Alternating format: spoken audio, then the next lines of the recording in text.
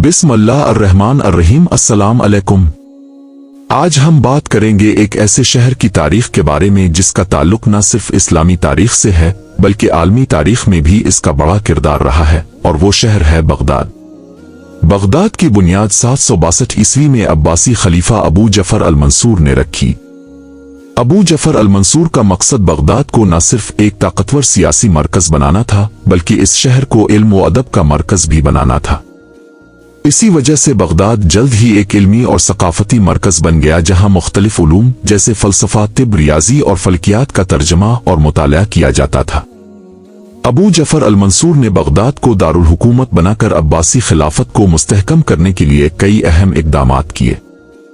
اس نے اپنے دور میں فوجی اور انتظامی اصلاحات کی جن کی بدولت خلافت کی طاقت اور اثر و رسوخ میں اضافہ ہوا۔ اس دور میں بغداد ایک تجارتی مرکز بھی بن گیا اور مختلف قوموں اور ثقافتوں کے درمیان ایک پل کا کردار ادا کرنے لگا۔ اس دور میں کئی مشہور علماء اور فلاسفہ پیدا ہوئے جنہوں نے دنیا کو علم کا تحفہ دیا۔ ان میں امام ابو حنیفہ جو اسلامی فقہ کے عظیم محدثین میں شامل ہیں، ابن مقفع جو ایک مشہور مترجم اور فلاسفر تھے، اور جاہز جیسے فلاسفہ شامل ہیں جنہوں نے ادب، فلسفہ اور منطق میں اپنے عظیم کام کیے۔ ابو جعفر المنصور کا دور خلافت کا ایک سنہری دور تھا جس نے بغداد کو علم و فن کا مرکز بنایا۔ اس کی حکمت عملیوں اور اصلاحات نے بغداد کو عالمی سطح پر ایک اہم شہر بنا دیا۔ اس شہر کی تاریخ میں جتنا علمی اور ثقافتی اثر تھا اتنا ہی اس کی سیاسی اہمیت بھی تھی، اور یہی وجہ ہے کہ بغداد آج بھی تاریخ کا ایک اہم حصہ ہے۔ اگر آپ کو یہ ویڈیو پسند آئی ہو تو ہمارے چینل کو سبسکرائب کریں، اس ویڈیو کو اپنے دوستوں کے ساتھ شیئر کریں اور کمنٹس میں اپنی رائے کا اظہار کریں۔ اللہ حافظ۔ چھوٹیے بغداد کی مکمل اور تفصیلی تاریخ۔ 1 بنیاد و تعمیر 762 عباسی خلیفہ ابو جعفر المنصور نے 762 میں بغداد کی بنیاد رکھی۔ شہر کو دائرہ نما انداز میں دریائے دجلہ کے کنارے تعمیر کیا گیا۔ اس کا ابتدائی نام مدینہ السلام رکھا گیا۔ شہر کی تعمیر میں مختلف علاقوں سے ماہر کاریگر اور انجینئرز بلائے گئے۔ یہ شہر خلیفہ کی حکمرانی اور خلافت عباسیہ کا انتظامی، علمی اور عسکری مرکز تھا۔ 2 ابتدائی ترقی 8ویں صدی کے آخر تک بغداد کی آبادی تیزی سے بڑھی۔ بازار، مساجد، مدارس اور کتب خانے قائم ہوئے۔ دجلہ پر پل اور کشتیوں کا مضبوط نظام بنایا گیا۔ شہر میں زراعت، صنعت اور تجارت کو بھرپور فروغ ملا۔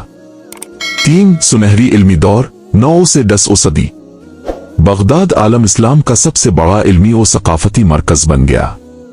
بیت الحکمت میں عربی، فارسی، یونانی، رومی، ہندی اور دیگر زبانوں سے تراجم ہوئے۔ سائنس، فلسفہ، فلکیات، طب، ریاضی اور ادب میں نئے نظریات اور کتب وجود میں آئیں۔ بغداد میں باقاعدہ تعلیمی و تحقیقی ماحول قائم ہوا۔ عباسی خلفاء علم کے بڑے سرپرست تھے۔ 4 تمدن اور معاشرت۔ بغداد میں ایک طرف علمی مراکز تھے تو دوسری طرف فن تعمیر، خطاطی، موسیقی، شعر و ادب اور لباس و خوراک کے اعلیٰ معیار قائم ہوئے۔ شہر میں مختلف اقوام، مذاہب اور ثقافتوں کے لوگ آباد تھے۔ مسلمانوں کے ساتھ ساتھ مسیحی، یہودی، زرتشتی، ہندو اور دیگر اقلیتیں بھی بغداد میں علمی خدمات انجام دے رہی تھیں۔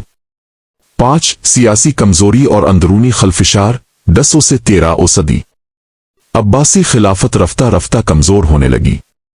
خلافت صرف نام کی رہ گئی جبکہ اصل طاقت ترک دیلمی اور بویہی سرداروں کے پاس چلی گئی۔ بغداد میں بغاوتیں، سازشیں اور سیاسی افراتفری عام ہو گئی۔ علمی ترقی سست روی کا شکار ہو گئی اور شہر کی معاشی حالت متاثر ہونے لگی۔ 6 منگول یلغار 1258 1258 میں منگول سردار ہلاکو خان نے بغداد پر حملہ کیا۔ خلیفہ المستعصم باللہ کو قتل کیا گیا۔ لاکھوں مسلمانوں کو تحقیق کیا گیا۔ بغداد کے کتب خانے، مدارس، مساجد اور علمی مراکز تباہ کر دیے گئے۔ دریائے دجلہ میں اتنی کتابیں پھینکی گئیں کہ پانی سیاہ ہو گیا۔ 7 عباسی خلافت کا خاتمہ۔ اس حملے کے بعد عباسی خلافت کا عملی طور پر خاتمہ ہو گیا۔ بغداد کا کردار اسلامی دنیا کے مرکز کے طور پر ختم ہو گیا۔ شہر کئی دہائیوں تک منگولوں کے زیر اثر رہا۔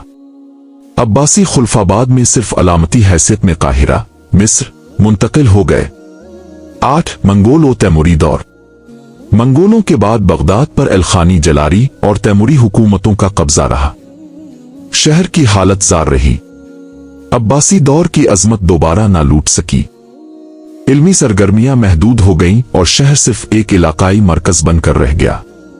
9 सफ़ी व उस्मानी कशमकश। 16 सदी 1514 से 1534 के दरमियान बगदाद सफ़ी और उस्मानी सल्तनतों के दरमियान जंगों का मरकज बना रहा।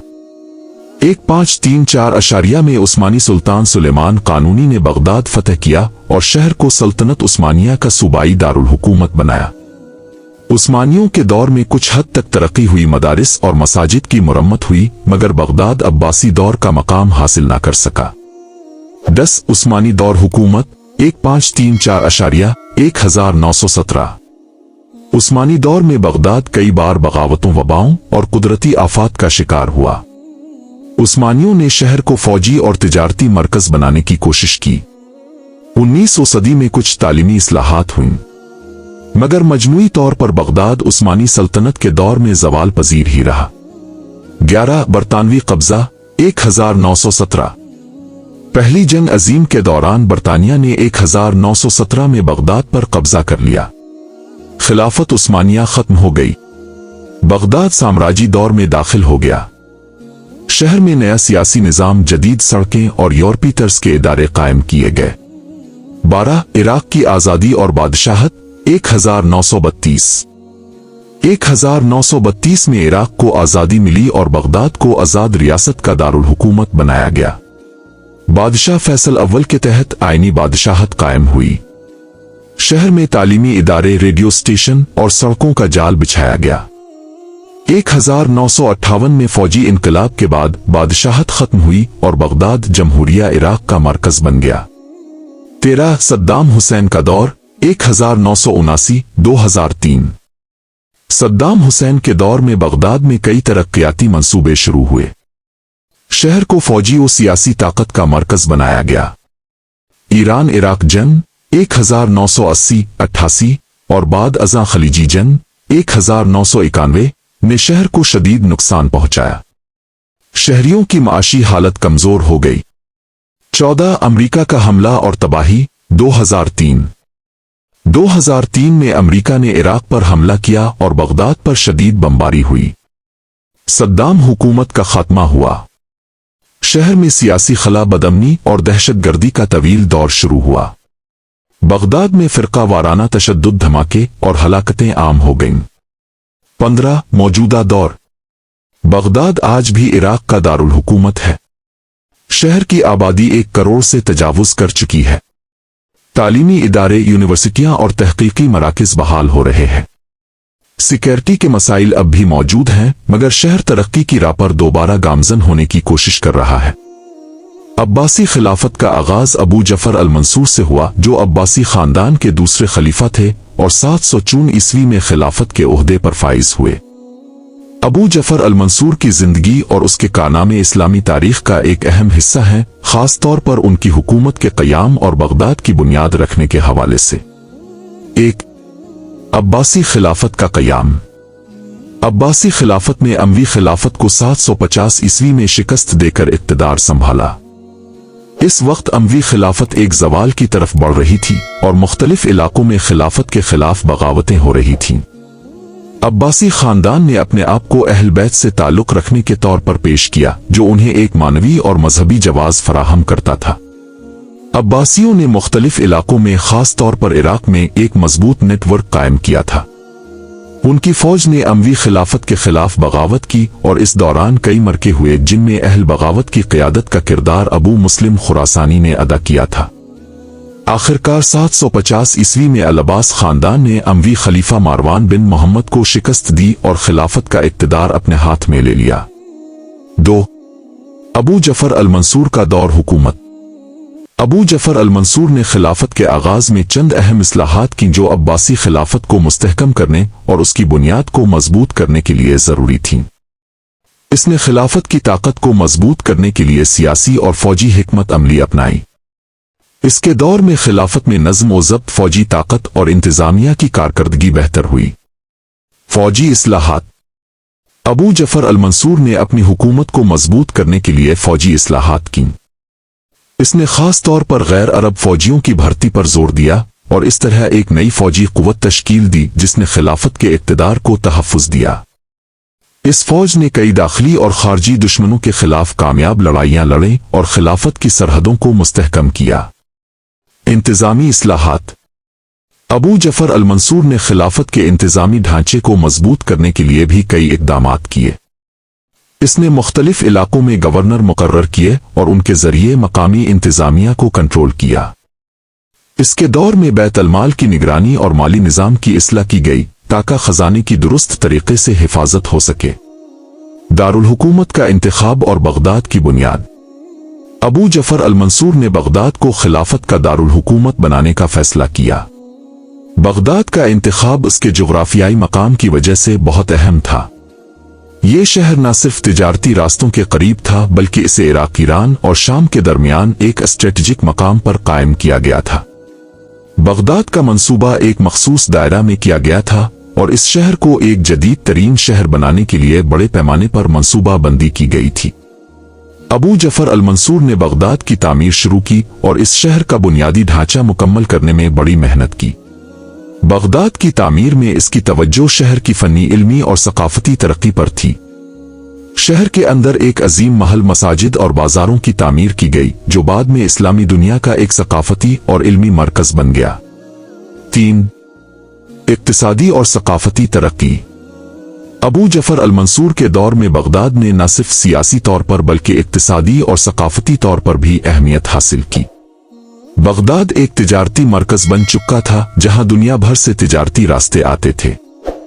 इसके अलावा बगदाद में इल्मी इदारे कायम किए गए जहां मुसलमानों ने फलसफा, साइंस, तिब, रियाजी और अदब के शुबों में अहम काम किया। अब्बासी खिलाफत के इस अहद में खास तौर पर अबू जफर अल-मंसूर के दौर में इस्लामी दुनिया की सबसे बड़ी लाइब्रेरियों और इल्मी इदारों का क़याम हुआ। बगदाद में इल्म व फ़नून की तरक्की हुई जिसके नतीजे में इस्लामी सोने का दौर शुरू हुआ जिसे असर अब्बासी कहा जाता है।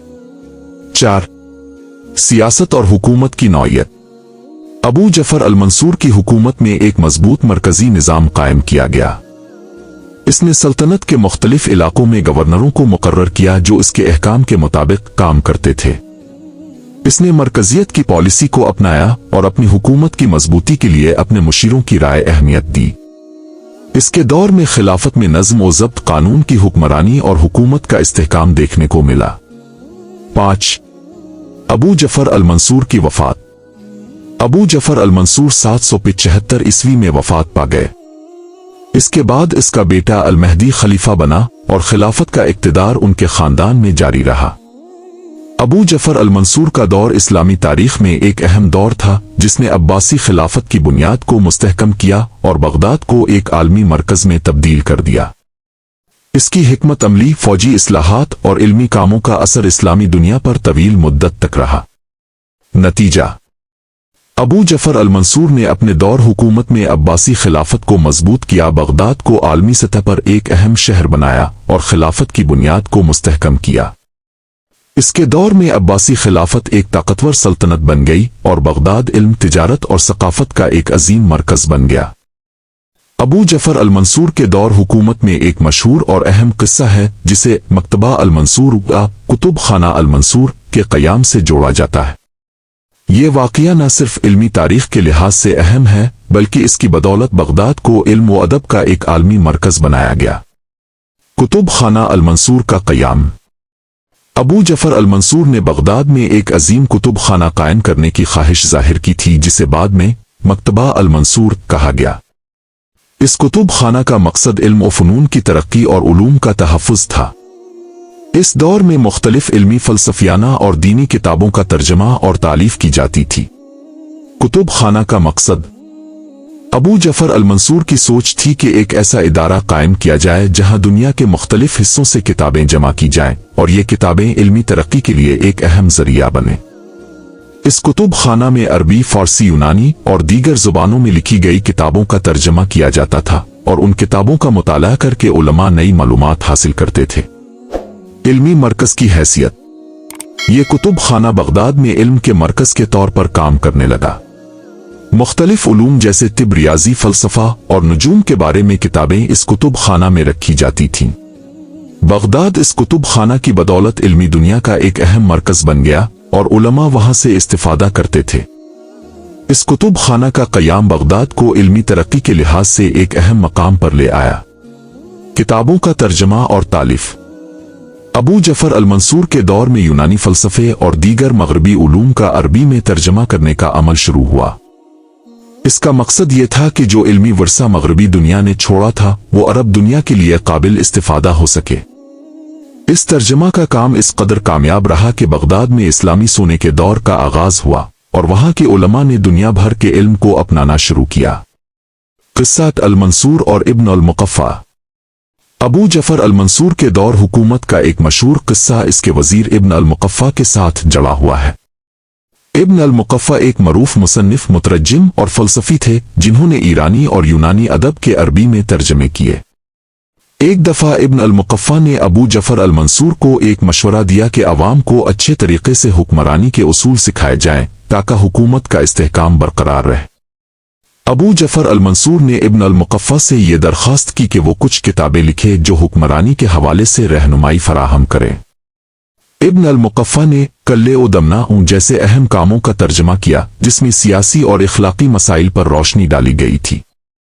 इस किताब में दरअसल हुक्मरानी के तरीक़े इंसाफ और इखलाकी उसूलों पर जोर दिया गया था। अबू जफर अल-मंसूर ने इब्न अल-मुक़फ़्फ़ा की इल्मी खिदमात का एतराफ़ किया, लेकिन बाद में एक वाक़या पेश आया जिसकी वजह से इब्न अल-मुक़फ़्फ़ा की जिंदगी का खात्मा हो गया।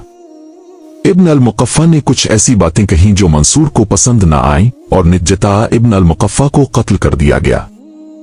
इस किस्से ने मंसूर के दौर हुकूमत में एक तल्ख़ याद छोड़ी और इस बात का निशान था कि अबू जफर अल-मंसूर अपने मुखालफीन को सख्ती से दबाते थे।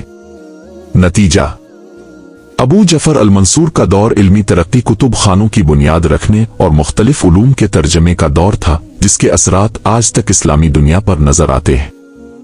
इसके दौर में बगदाद ने इल्म व हिकमत का मरकज बनकर आलमी सतह पर अपना मकाम बनाया और कई अहम इल्मी काम हुए जिन्होंने इस्लामी तारीख में एक नया बाब शामिल किया। अबू जफर अल-मंसूर के दौर में कई मरूफ शेख और उलमा गुजरे हैं जिन्होंने इल्म व हिकमत की दुनिया में अहम किरदार अदा किया। इनमें से चंद मरूफ उलमा और शेख दर्ज झेल है। 1. इमाम अबू हनीफा रहमतुल्लाह अलैहि। अगरचे इमाम अबू हनीफा का इंतकाल 767 ईस्वी में हुआ, लेकिन उनका असर अबू जफर अल-मंसूर के दौर में बहुत नुमाया था। इमाम अबू हनीफा को इस्लामी फ़िक़्ह के बड़े इमामों में शुमार किया जाता है और उनकी फ़िक़्ह आज भी दुनिया भर में बहुत मशहूर है, ख़ास तौर पर सुन्नी मुस्लिम कम्युनिटी में। इमाम अबू हनीफा ने फ़िक़्ह और शरीयत के उसूलों को तरतीब देने में एक नुमाया किरदार अदा किया था। अबू जफर अल-मंसूर ने इमाम अबू हनीफा को अपने दरबार में बुलाया था और उनसे कानूनी मशवरे तलब किए थे। ताहम इमाम अबू हनीफा ने मंसूर की कुछ सियासी हिकमत अमलियों के खिलाफ राय दी और वो मंसूर के साथ मुत्तफिक नहीं हुए, जिसके नतीजे में मंसूर ने उन्हें जेल में डाल दिया था। 2. इब्न मुक़फ़्फ़ा रहमतुल्लाह अलैहि। इब्न मुक़फ़्फ़ा एक मशहूर मुसन्निफ, मुतरज्जिम और हिकमत के माहिर थे। वो फारसी अदब को अरबी में तर्जमा करने वाले अव्वलीन अफराद में से थे और उनके तर्जमे इस्लामी दुनिया में बहुत मकबूल हुए। इब्न मुक़फ़्फ़ा ने कल्ले-ओ-दमना जैसे किताबों का अरबी तर्जमा किया जो हिकमत और सियासत के अहम उसूलों पर मुश्तमिल है। इब्न मुक़फ़्फ़ा ने अबू जफर अल-मंसूर के दरबार में खिदमात अंजाम दे और उनकी किताबों ने हुक्मरानी के उसूलों पर अहम असर डाला। ताहम उनकी जिंदगी का इख्तिताम तल्ख था क्योंकि वो एक सियासी तनाज़े का शिकार हो गए और अबू जफर अल-मंसूर के हुक्म पर उनका कत्ल कर दिया गया। 3. यहया बिन इक्सुम रहमतुल्लाह अलैहि। यहया बिन इक्सुम अब्बासी खिलाफत के मरूफ फ़क़ीह, काज़ी और अहल इल्म में से थे। वो मंसूर के दरबार में अहम ओहदों पर फाइज रहे और उन्होंने इस्लामी फ़िक़्ह और कानून में बहुत काम किया। यहया बिन इक्सुम को उनकी इल्मियत और फ़हम दीन के लिए बहुत इज्जत दी जाती थी। उनका शुमार अबू जफर अल-मंसूर के अहम मुशीरों में होता था और वो इल्म और फ़हम में गहराई के लिए मरूफ थे। 4. जाहज़ रहमतुल्लाह अलैहि। जाहज़ एक मरूफ अदीब, फिलासफर और मुफस्सिर थे जो अबू जफर अल-मंसूर के दौर में जिंदा थे। उनका असली नाम उमर बिन बहर था, लेकिन वो जाहज़ के नाम से मशहूर हुए। उनका सबसे मशहूर काम अलबरस शिकायत है जो एक अदबी और फिक्री किताब थी। जाहज ने इंसानों और जानवरों की खुसूसियात, मुआशरती ताल्लुकात और अदब पर गहराई से काम किया। जाहज ने इस्लामी फ़लसफ़े में अपना एक अहम मकाम बनाया और अबू जफ़र अल-मंसूर के दौर में इल्मी बहसों और अदबी महाफिल में हिस्सा लिया। उनकी तहरीरें आज भी अरबी अदब का एक कीमती वर्सा समझी जाती है। 5. इमाम मालिक बिन अनस रहमतुल्लाह अलैहि। अगरचे इमाम मालिक का ताल्लुक मदीना से था, वो भी अब्बासी खिलाफत के दौर में बहुत मरूफ थे और उनका असर पूरे इस्लामी दुनिया पर था। इमाम मालिक बिन अनस ने अल-मुताउ नामी किताब लिखी जो इस्लामी फ़िक़्ह का एक अहम मंबा बन गई। उनका फ़िक्री असर इस्लामी दुनिया भर में महसूस किया गया। इमाम मालिक ने हदीस की तालीम दी और फ़िक़्ह में अपनी एक ख़ास राय कायम की जो मदनी मकतबा फ़िक्र के तौर पर जानी जाती है। उनका किरदार इस्लामी फ़िक़्ह के मैदान में बहुत अहम था और उनके उसूल आज भी मुख्तलिफ मुस्लिम मुआशरों में पैरवी किए जाते हैं। शेख अबू बकर अल-राज़ी रहमतुल्लाह अलैहि। अबू बकर अल-राज़ी एक मशहूर तबीब, फ़लसफ़ी और साइंसदान थे जिन्होंने तिब और फ़लसफ़ा के शोबे में नुमाया काम किया। उनका ताल्लुक अब्बासी दूर से था और वो बगदाद में मुकीम थे। अल-राज़ी ने तिब की तारीख में बहुत अहमियत हासिल की और उन्होंने अपनी मशहूर किताब अल-मंसूरी ओ लिखी जो एक अहम तिब्बी किताब समझी जाती है। अबू बकर अल-राज़ी ने इल्म तिब में कई अहम दरियाफ्तें की और उन्होंने ज़हनी सेहत और बीमारियों के बारे में कई मुफीद निकात बयान किए।